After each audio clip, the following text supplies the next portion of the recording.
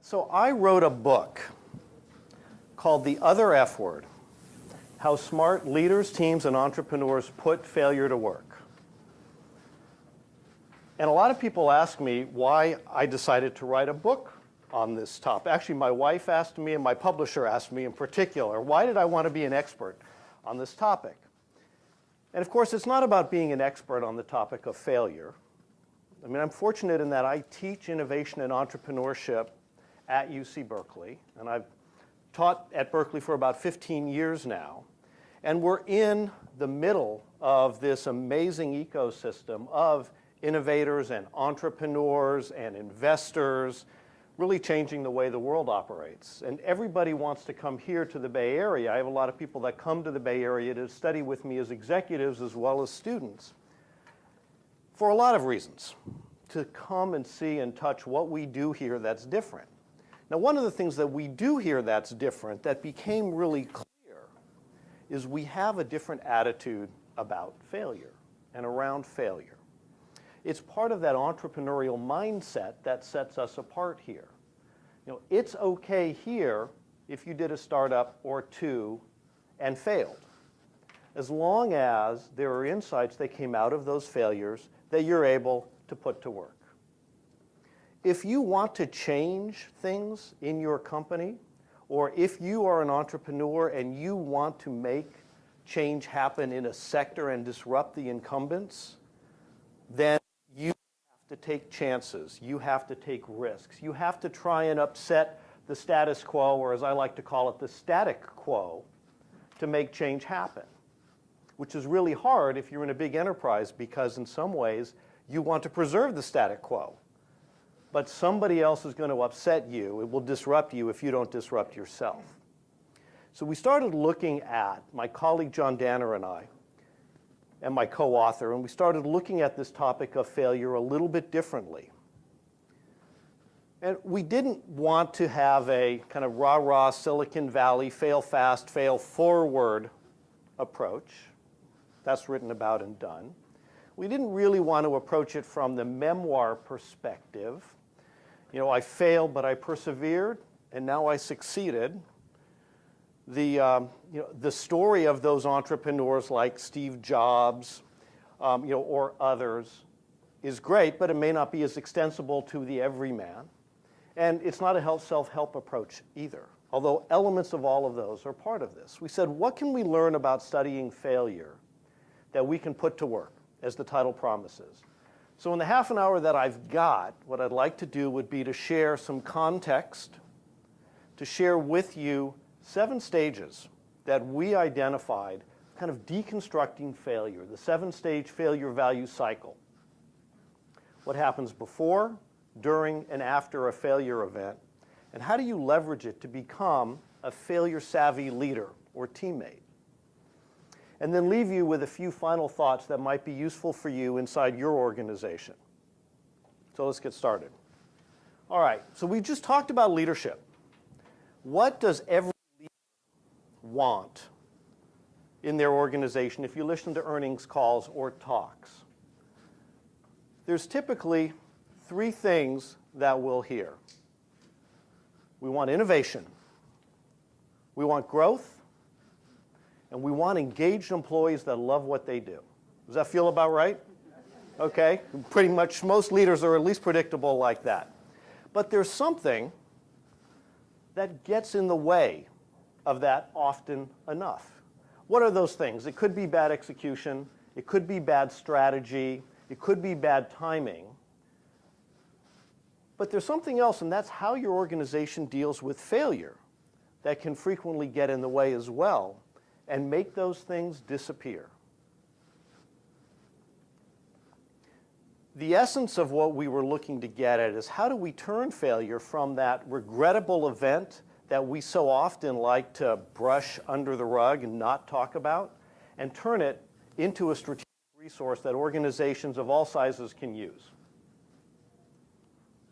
In fact, whether it's executive education or in the classroom where I teach graduate students, I will often hand out cards that have 2 sides on them because frequently they're different sides of the same event, right?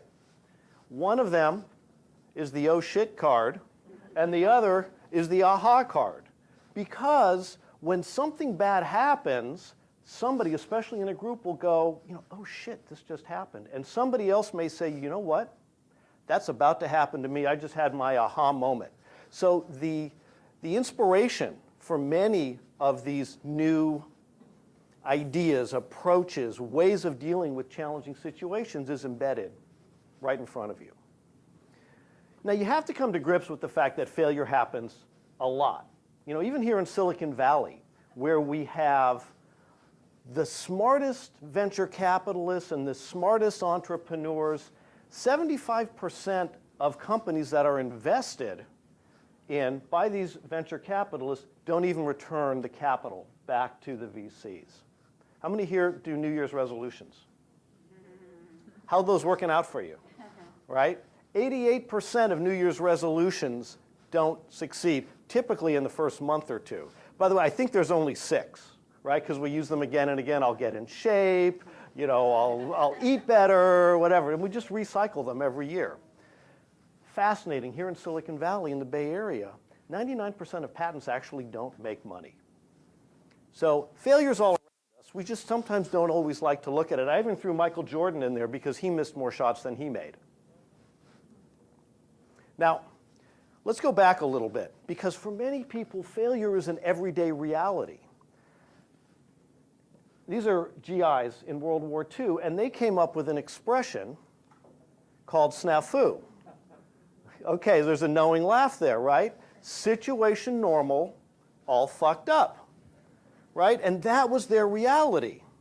And apologies there, but with the name of the book being the other F word, I kind of always give myself a little permission for that, right? Got it out of the way now. So how do we change that reality? How do we learn from those things? So let's take a minute. I want you to think of a failure that actually had in it an insight that you were able to put to work somewhere else, that you were able to use in another event or share with somebody. Good. Now I'd like you to turn to somebody near you and just take 1 minute and share that, and then I will clap my hands or something, and a minute later, let's do it the other way around, because this is the group participation part of my talk here. This is the other oxygenation part. We get to talk about failure. Don't be cathartic. Say, what's the insight? Go. Yeah, nobody here is immune. We are all experts at failing from time to this group anyway, right? We've got that expertise in, but the great thing about that is when we say, all right, here's what I learned from that experience. Here's how I put that to work. Now, how do we make that a broader capability inside organizations where people are so afraid? They're afraid to fail. They're afraid that a failure is going to be career limiting. They're afraid that it's going to be one of those elements that moves them off out of the fast track. So how do we change cultures to embrace, not even, you don't want failure, but you need to recognize that failure is a natural part of risk-taking, and risk-taking is a natural part of innovation and success. So let's do a few examples. Your screw-up became my startup. Remember the Sony Walkman? Sony invented the category. They were the most innovative consumer electronics company in the world. They then went out and they bought media companies. They had a movie company, a TV company, a music company. I know this. I was an executive at Sony for many years during this time. So who better to lead the transition from Sony in the analog arena to the digital arena than a company that had the brand, the capabilities, and the media? And of course, we all know that Sony invented the iPod, right? What did Sony do wrong? How did they fail? Or put it another way, and that's a whole other talk, but take a look at this. Sony missed the opportunity. They did a lot of things wrong. They were siloed, they were afraid to take chances, et cetera, et cetera. But Sony's inability to execute on this massive migration from analog to digital provided an opportunity for Apple to step in and migrate from a bit-side player in computers to take over the crown from Sony as the most powerful and respected brand in consumer electronics in the world. Your screw-up became my startup. So it's not being vigilant in that way and letting somebody else come in and take your crown jewels. Now, my startup will screw up before it grows up. So here we're talking about large companies and small companies have fundamentally different relationships with failure. The large companies, if they fail, when they fail, if they're not disrupting themselves, provide that opportunity. Small companies are less afraid to fail because the risk-reward math on that is different. They don't have the same investment in their brand. They don't have the same equities with their stakeholders. But let's use an example here. So how many of you use, I don't have my example, but that's okay. I'll share this because of my technical problem. See, the nice thing about giving a talk about failure is when I have a problem, I'm leading by example. All right, so how many of you use the mobile app Bourbon? No, so Bourbon is a mobile application that was invested in by one of our top VCs, Andreessen Horowitz, by a really all-star team of young developers. It was kind of a Swiss Army knife of mobile applications. It had location-based capabilities like Foursquare. It had e-commerce and payment capabilities. It had social media elements to it. And it also had this great little photo application to augment the social capabilities. And they worked on this after getting funding for a year and a half, 2 years, and they spoke with their beta customers, and they said, we're getting ready to launch, and their beta customers said, this product sucks. And they said, well, why? They said, we don't know what to do with it. It does all of these things, but it doesn't do any of them particularly well. Problem that we run into a lot of times, right? And just before they were ready to throw it all away, they started hearing a little theme on the side. But we love this little photo application that you have. So they scrapped all of the work, 95% of their work, and a month later they launched Instagram. Had they stuck with their original vision, Instagram would have been buried in a failed application. But since it was a single application, it caught fire, and we know what happened since then. Actually, the story is even better. You know, when Facebook bought it for, depending upon how you do your math, between $1 billion and $2 billion, everybody said, oh my God, 10 people, how can it be worth that much money? And then Facebook went on to buy WhatsApp for $17 billion or $19 billion or whatever. But the most successful application on Facebook since they bought it has been Instagram because of the simplicity of the application, and they've evolved it since then. So that's learning from those mistakes and keeping your eyes open for what's embedded in it. Now sometimes, instead of pivoting, oh, here it is. Okay, Bourbon, Instagram. Okay. Now sometimes instead of pivoting, you may want to rivet. Sometimes you'll call it pivot versus persevere. I'll say pivot versus rivet. Sometimes you can look at it and you go, you know, it's like it's experimentation. It's like Thomas Edison said with his 10,000 ways a light bulb doesn't work. So what's a good example of this? Now how many of you have this product in your cabinet? Most of you guys don't have this product, right? Now, but I'll bet you have this one. Water displacement formula number 40. So when the Rocket Chemical Company in 1953 was looking to create a lubricant, and they were called the Rocket Chemical Company because they also used it to help protect rockets as they were being transported, they started with a water displacement formula number 1. That was close but not quite. Then 2, then 3, and they kept iterating, really using science, right, to persevere, saying we are getting closer, and resulted in WD-40, the benefits of that. So there's an element of art and science saying when do you pivot and when do you rivet, and of course that's part of that overall debate. You've kind of got your 3 Ps, pivot, persevere, or perish, which are those elements that we talk about both in entrepreneurship, but as we talk about insider or corporate entrepreneurship, similarly applicable. So here are the 7 stages that I referenced of our failure value cycle. We have the pre, the during, and the post. And even though today isn't Talk Like a Pirate Day, all of the stages begin with the letter R.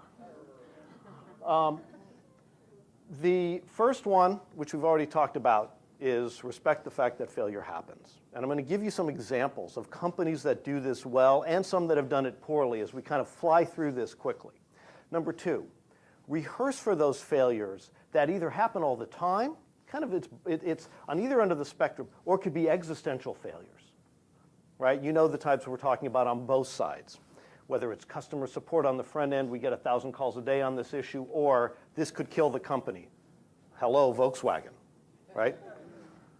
Number three, recognize failures early. Put in place those early warning signs so that you can identify and recognize them earlier, address them faster and better, maybe turn them. Number four, react, and this is react in the moment. How do you react most successfully in the moment, and who does it? Number five, once you've reacted and stabilized the situation, reflect on what just happened. And we'll talk a little bit about some of the insights on how to deal with that. Number six, with the benefit of those insights, how do you rebound? How do you move from defense back to offense? And seven, and this is really where the culture sticks the most, how do you remember those failures in a way that are beneficial to the organization, where the lessons are not lost, and where the culture becomes more conducive to the type of risk-taking or the type of recovery and teamwork that we're talking about here. So with number one, Google, and Google made a really interesting announcement, but I want to talk about Google for a bit. I do a lot of work with Google, and they deal with failure better than almost any large company I know, because Google is fearless about launching new initiatives all the time, but they are just as fearless about shutting them down when they don't work. When the metrics start going the wrong way, Google shuts those ventures down. And we've seen it. Google Glass, pull it from the market. We'll see if it comes back. The Google Reader, some of their social media, a lot of other elements. What's interesting is what happens to the people that are attached to those initiatives. They reassign themselves, or they get reassigned. It's not like, I'm sorry, we're shutting this sector down, this whole group has to go. Challenges that I know a lot of you need to deal with when you go, you know, some of our best people are there, yeah, but the whole sector needs to go, or the whole group needs to go. But the other thing that they did is their recent announcement with Alphabet, which is fascinating. Because Google came to this realization, it had to deal with the current business they're in. 85% of their revenues come from AdWords, right, from the Google search. And the business the way it may be 15 years from now. They do not believe that 85, 90% of their revenues will still be coming from this wonderful cash machine that they have. So how do they do that? The challenge Google had was there really weren't rules around innovating or guidelines. They've got a lot of general context around it, but they couldn't treat the AdWords business the same way they could treat self-driving cars or space exploration or medical devices, because some of those are fundamentally businesses that are exploring for product market fit, for new business models. They are still in that phase of growth where we're not sure what the business is. We have to allow it to fail, and we have to have fundamentally different metrics.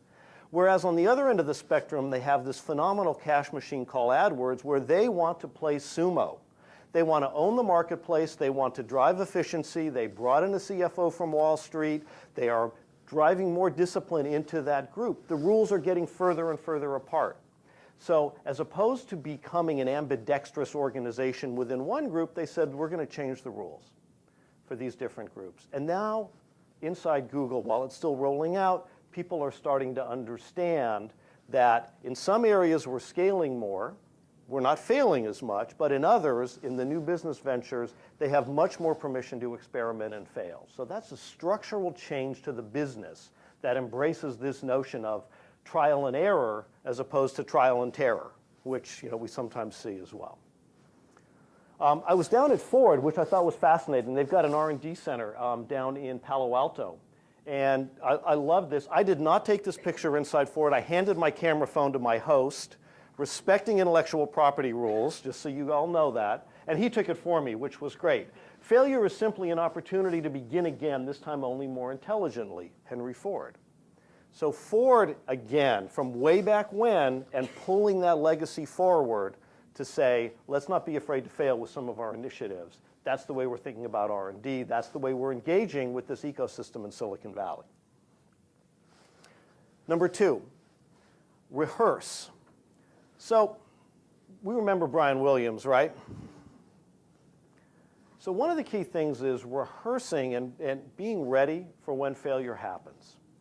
And there's a number of things we talk about there. It's almost like if you think about fire drills, you do fire drills, you do earthquake drills, you do failure drills. What happens? You know, some companies do. What happens if there's a new release upcoming? Okay, what are we going to do if the servers fail? What are we going to do if we get 1,000 phone calls? Are we going to staff up? Whatever. We get that if you're a tech company sometimes. We'll rehearse for that. But what about these other areas that could be existential? So one of the things that that's what happened to Brian, right? One of the things that we came up with was this concept of protecting your crown jewels. Normally, exaggerating a little in a story would not be a terminatable offense. But it is if your job is reporting the news, right? So recognizing that you have these areas that you have to be careful about and rehearse around is crucial. Target. If we think about them and the data breach a couple years ago, what's more important than anything else at Target? Let's see, how about your customers' information? Now we know that a lot of people are getting hacked, but Target actually knew there was a vulnerability there. It's kind of shame on them for that a little bit. And of course the CEO paid the ultimate price. This is Brian Williams. I don't know if our video is going to run. That's okay. This was running, this spot, I'll do a little pantomime here, you know, the bunny. This spot was running at the time.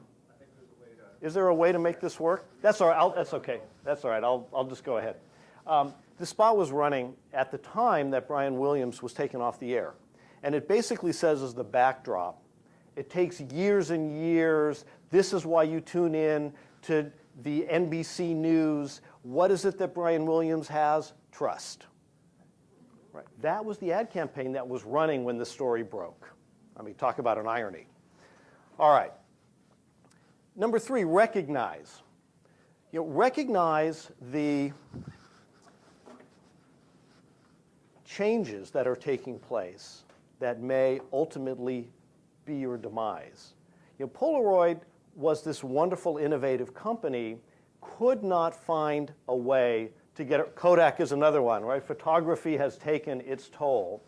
And we know the challenge with Kodak. Kodak invented the digital camera, but they locked it up because they were so afraid it would affect their film and their chemical and their paper business. With Polaroid, they did not make that transition either. But I love this example because there was so much new technology coming out around instant photography. We see them on our phone. A group of my students actually just launched this product. It's called Print. They raised $1.5 million on Kickstarter, then went out and immediately raised millions more. And it turns your phone into a little, it's like a thick phone case, smartphone case, and an inkless printer that uses thermal ink to produce small color photographs right from your phone. Because what was their observation? You know what's the problem with photographs? We just watch them on our phone. Wouldn't it be great if we could actually touch them and hold them? This is my 20-something students, right? They look at it differently. And meanwhile, I'm going, hello, and they're saying, no, hello. They're the ones that just sold $1.5 million on Kickstarter, and they are doing fantastic. So it's looking at those opportunities differently. Now, they didn't just stop there. They also then added augmented reality, which means if I also take a video and then attach it to the photo, I just hold the photo under my phone, and it plays a video in the frame. It's like a QR code disguised as a photograph that allows every picture that I have to tell a story by just holding it under my smartphone. Isn't that cool? Fundamentally disrupting this. Look for it, Print with a Y. They're like 2 months late to ship, but they promised me that the 5 that I bought on Kickstarter will be here in December. So, all right. Netflix, react. I'm going to move quickly so that we'll run too late. So react in the moment. Now, Netflix almost killed itself. Who remembers what happened with Netflix? Quickster, right? They said, wait, we're going to split the service. Quickster is the old Netflix you used to know and love, DVDs by mail. New Netflix is Netflix, streaming media. So they split it, and what happens to Netflix? Everybody hates it. Subscribers are defecting by the millions. Netflix stock dropped 75% in the matter of just a couple of months. And everybody says that's it for Netflix as an independent company. It's on sale, 75% off, right? Somebody's going to buy it. So what does Netflix do? This is a video that is a brief video that I would show you, but basically they send it to all of their subscribers, and that's Reed Hastings on the left saying, we're sorry, we screwed up, we didn't listen to you, give us a minute, give us a little more than a minute, and we will fix it. And you know what happened? People stopped leaving. There was enough loyalty that they said, okay, we've been heard. They stopped. Netflix then not only rolled back the price increases, reconsolidated the brands, but they looked and they said, wait a minute, we're using these smartphones for a lot of other things, original content. As long as we've totally screwed up, let's just double down. And they started creating more original content like House of Cards.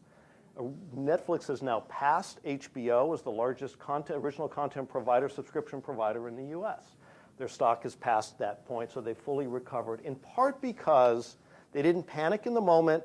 They said, we are sorry, and they reacted quickly from the very top, reflected on what happened, and were able to then create this great rebound story that, if you fast forward all the way, becomes a part of their legacy. Do not overestimate or underestimate the customer. Coke could probably remember that with New Coke. Some of us may remember that too. Another great example of a rebound is Marvel Comics. We don't buy comic books the way that we used to.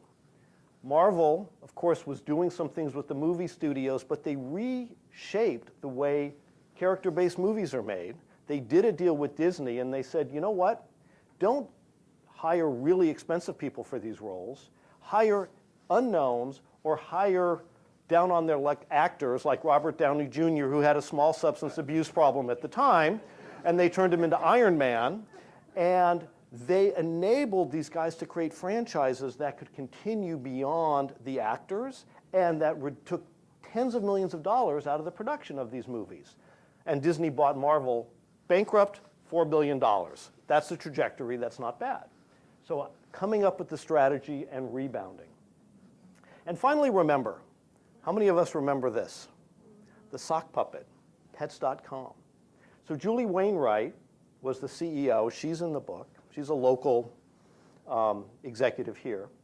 And she was the CEO of Pets.com. And when back then, 15 years ago, what a stupid idea, sending 50-pound bags of dog food through the mail. Nobody will ever do that. Of course, crash comes, but everybody said, bad idea, company shuts down. First, I would say, fast forward 15 years. Do you want those 50 pounds of dog food tomorrow? It's $3 extra from Amazon. So timing is really important. But the other thing that Julie did is she said, okay, I learned some things about business model. I learned some things about e-commerce. And she launched a new company called The Real Real. I don't know if any of you know The Real Real. It's luxury goods that are authenticated and consigned with a fantastic business models, because she doesn't pay for them until they're sold, et cetera, et cetera. So great business on its way through several $100 million, fundamentally profitable. Learn, remember, bake that in to your story. That's all part of who she is and her new company. So those are the 7 stages of our failure value cycle. That's kind of how to put failure to work. The last thing on the cycle that I want to talk about is 4 key things to think about. They would be the words you use as a leader, the questions you ask when there's a failure, the stories that you tell, and the relics that you may retain. So when there's a failure, what's the first question that is often asked? I wish I was most of the time for me, people go, who? Who screwed up? Who are we going to throw under the bus, because I'm moving away from the failure? All right? So the key thing is, what if we said, what happened? Why did it happen? How did it happen? Where did it happen first? Now, who's going to help us fix this? Right? And the moment you change the dynamic and somebody who is concerned about their career says, wait a minute, I get to be part of the team that rescues this thing, that fundamentally shifts the discussion and that fear of failing. If the one is, whose fault is it? Who's going to volunteer for the next risky assignment? You're not going to get those. The best people certainly aren't. Most of you probably know this, the Great Place to Work Institute. And we did a lot of work with them on this. And when you talk about what creates a great place to work, the thing about it is the number one word, if you had to distill it down, that they shared with us was trust. Trust is the most important aspect of a workplace. Trust with your fellow workers, trust with your bosses.